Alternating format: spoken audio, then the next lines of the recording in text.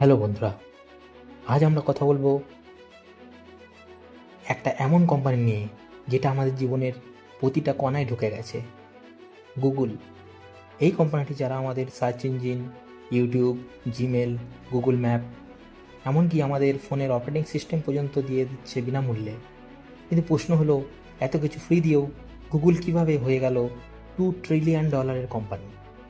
এটা কি জাদু, নাকি এর পিছনে আছে কোনো সুপার স্মার্ট ব্যবসায়িক কৌশল? আজকের এই ভিডিওতে আমরা গুগলের এই অবিশ্বাস্য সাফল্যের রহস্য খুঁজে বের করব। তাই শেষ পর্যন্ত আমার সঙ্গে থাকুন, আর এই ভিডিওটা পছন্দ হলে লাইক করতে ভুলবেন না। 1998 সাল, দুজন পিএইচডি ছাত্র ল্যারি পেজ আর সার্গেই ব্রিন স্ট্যানফোর্ড ইউনিভার্সিটিতে বসে ভাবছেন ইন্টারনেটের তথ্য খোঁজার ধারণাটা কীভাবে আরও ভালো করা যায়। তখনকার সার্চ ইঞ্জিনগুলো ছিল ধীরগতির, অগোছালো। একটা এমন সার্চ ইঞ্জিন যেটা শুধু ফাস্ট নয়, সবচেয়ে সঠিক তথ্য দেবে। এখান থেকে জন্ম হলো গুগলের। কিন্তু এই ছোট্ট প্রজেক্ট থেকে $2 ট্রিলিয়ন কোম্পানি, এটা তো শুধু সার্চ ইঞ্জিন দিয়ে সম্ভব নয়। তাহলে গুগল কি করলো?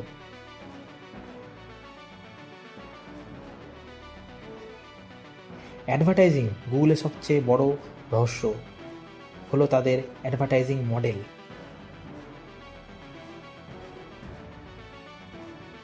গুগলের সবচেয়ে বড় রহস্য হলো তাদের অ্যাডভার্টাইজিং মডেল। জানেন, গুগল প্রতিদিন 8.5 বিলিয়নের বেশি সার্চ হ্যান্ডেল করে। এই সার্চগুলোর মাধ্যমে গুগল আমাদের আচরণ, পছন্দ, অপছন্দ সব কিছুই বোঝে। আর এই ডেটা ব্যবহার করে তারা বিজ্ঞাপন তাদের কাছে পৌঁছে যায়। গুগলের অ্যাডওয়ার্ডস আর অ্যাডসেন্স প্রোগ্রামের মাধ্যমে ব্যবসায়ীরা তাদের টার্গেট কাস্টমারদের কাছে সরাসরি পৌঁছাতে পারে। 2024 সালে গুগলের মোট আয়ের প্রায় 80% এসেছে শুধুমাত্র বিজ্ঞাপন থেকে। এই বিজ্ঞাপনের ব্যবসা গুগলকে বানিয়েছে একটা টাকার মেশিন। গুগলের ইকোসিস্টেম সব কিছু ফ্রি, তবু লাভ? গুগল শুধু সার্চ ইঞ্জিন নয়, YouTube, Gmail, Google map and এই এআই টুলগুলো শুধু ব্যবহারকারীদের অভিজ্ঞতা উন্নত করছে তা নয়, বরং গুগলের ক্লাউড ব্যবসাকেও বাড়িয়ে তুলেছে। 2024 সালে গুগল ক্লাউডের বৃদ্ধি, তাদের স্টক 2025 সালে গুগলের মার্কেট পজিশন, 2024 সালের এপ্রিলে গুগলের মার্কেট ক্যাপ $2 ট্রিলিয়ন ছাড়িয়ে যায়। এটা সম্ভব হয়েছে তাদের ক্লাউড ব্যবসা, শক্তি এবং এআইয়ের উপর বিনিয়োগের কারণে। কিন্তু সব কিছু এত সহজ নয়। গুগলের বিরুদ্ধে মনোপলির অভিযোগও উঠেছে। 2024 সালে আমেরিকার জাস্টিস ডিপার্টমেন্ট গুগলের বিরুদ্ধে মামলা করে তাদের ক্রম ব্রাউজার বিক্রি করতে বাধ্য করার প্রস্তাব দেয়। এছাড়াও রাশিয়া গুগলের উপর $20 বিলিয়ন জরিমানা করে।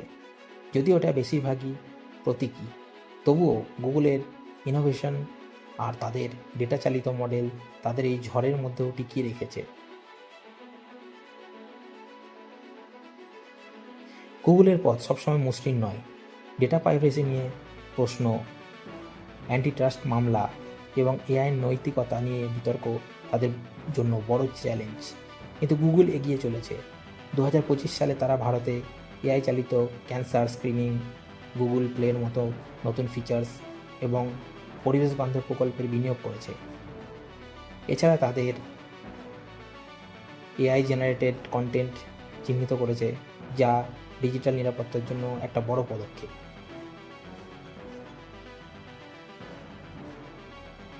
তো বন্ধুরা, এই ছিল গুগলের $2 ট্রিলিয়ন গল্প।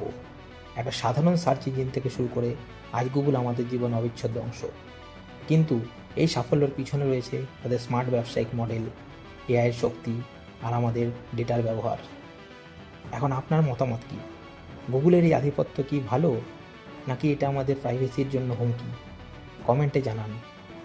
আর এই ভিডিও পছন্দ হলে লাইক করুন, শেয়ার করুন। আর আমার চ্যানেল হাউ ইট ওয়ার্কস চ্যানেলটিকে সাবস্ক্রাইব করতে ভুলবেন না। বেল আইকনটা প্রেস করুন যাতে নতুন ভিডিও নোটিফিকেশন পান। আবার দেখা হবে, ততক্ষণ নিজের খেয়াল রাখুন।